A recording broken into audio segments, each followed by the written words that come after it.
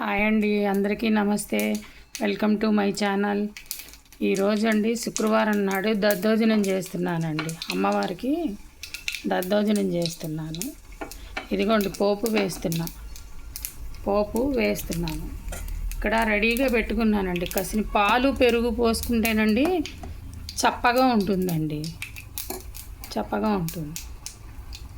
అలాగే సేమ్యా కూడా కాచానండి.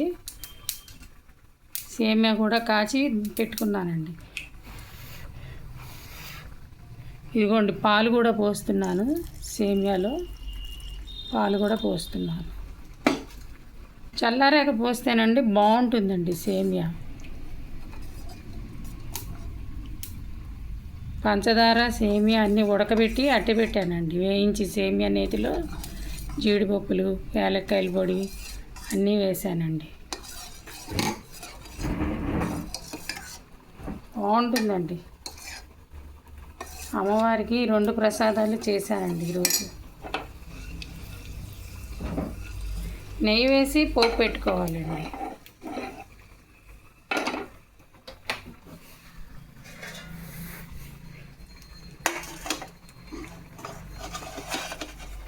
అలాగే పచ్చిమిర్చి, కరివేపాకు,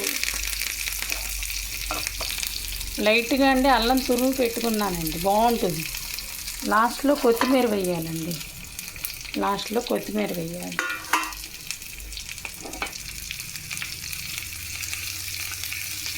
కొంచెం అల్లం వేగితేనండి పచ్చివాసన రాకుండా ఉంటుందండి. అల్లం వేగితే పచ్చివాసన రాకుండా ఉంటుంది. చూడండి పోపులో వేసేస్తున్నాను. దద్దోజనంలో ఉప్పు కూడా వేసి అట్టే పెట్టానండి. బాగుంటుందండి, చాలా బాగుంటుంది. మిరియాలు, ఆవాలు, మన ఇష్టమైతే పసుపు వేసుకోవచ్చండి, లేకపోయినా పర్వాలేదు. అమ్మవారికి చాలా ఇష్టం దద్దోజనం.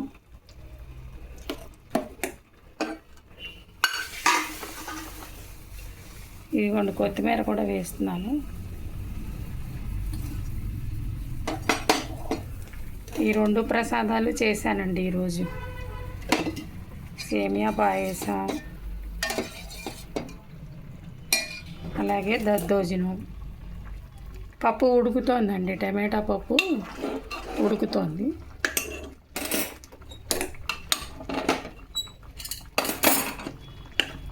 పోపు పెట్టాలి, ఇంకా కొంచెం దగ్గరికి రావాలండి. పప్పు దగ్గరికి వస్తే పోపు పెడతాను. అలాగేనండి తురుము పచ్చడి చేసుకున్నానండి. మామిడికాయ వేయండి, తురుము పచ్చడి. పోపు అండి ఆవాలు, మెంతులు, జీలకర్ర, ఎండుమిర్చి, ఇంగువ.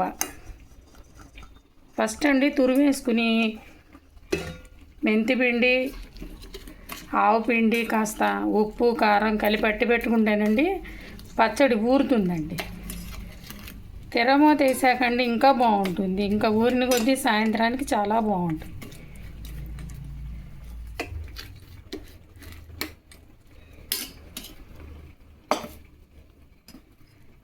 నా వీడియో కనుక నచ్చితే లైక్ చేయండి, షేర్ చేయండి. Thank you.